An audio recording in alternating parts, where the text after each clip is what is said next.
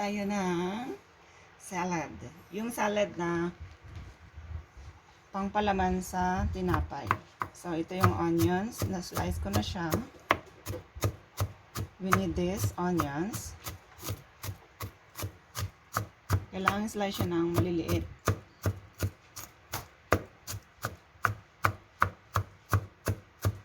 Okay, now let's go to this part. Ito naman yung cucumber. Na-slice ko na din. The carrots. And the yellow and red bell peppers. Right there. So, slice more. Kasi medyo malalaki siya.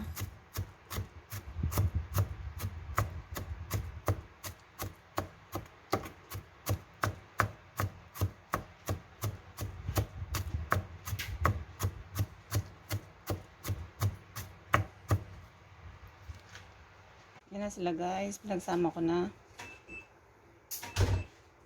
Mamaya i-mix pa naman yan. Ang ganda ng kulay. Orange, yellow, red, green, and purple. Kasi yung onions namin ay purple onions. And then, dito sa loob ng rice cooker, andito yung potato, pumpkin, and eggs. Binoboil namin siya guys. After that, ay imamash namin siya. And then, ihahalo doon sa mga vegetables na nakat ko na kanina. So, wait pa tayo ng more minutes para maluto.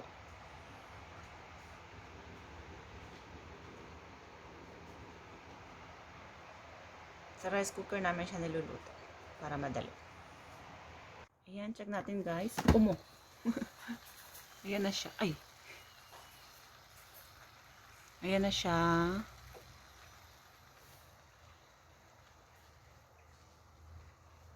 Luto na yata. Check. Luto na nga. Palalamigin natin and then imamash para gawing salad. Salad ang tawag nila eh.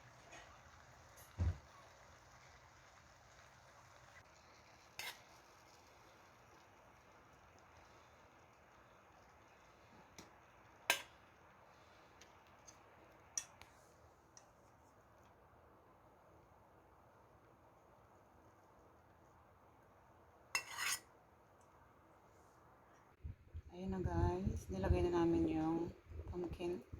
Pero yung potatoes ay kailangang balatan. So, wait lang, magbabalat lang tayo. Sample daw muna.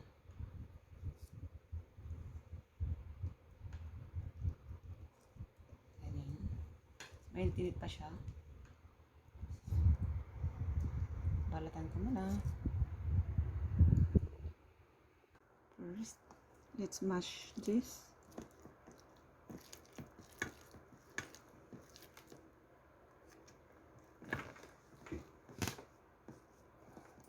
Mashed potato.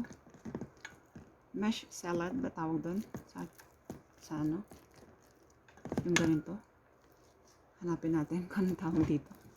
Hindi mo kayo tapos kasi mo. Eh. Huwag daw ipaghalo yung mainit sa hindi. Kasi mainit pa yung ano eh. Okay. Next, lagyan natin ng eggs. Ganon din. I-mash natin siya. Mash. Mainit pa siya guys. Hindi pala pwedeng mainit. Tapos malamig. Ito, mainitan yung ano, mga gulay.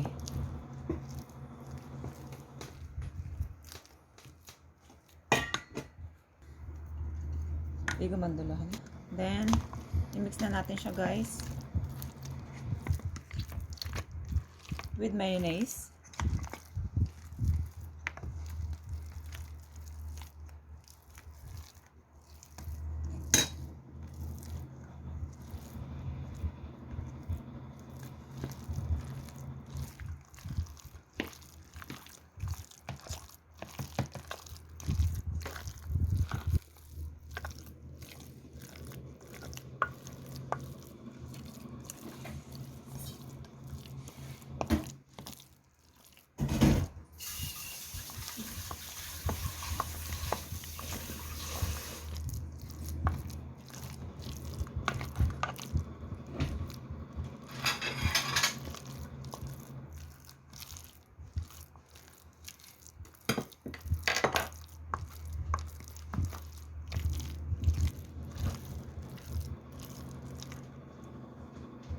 dinagdagan namin ng onions, red and yellow bell peppers, pumpkins, cucumbers and carrots. Kala namin marami kanina. So, sinet aside namin dito. Nilagay namin sa ref. Pero, kulang pala. So, ihalo na lang lahat.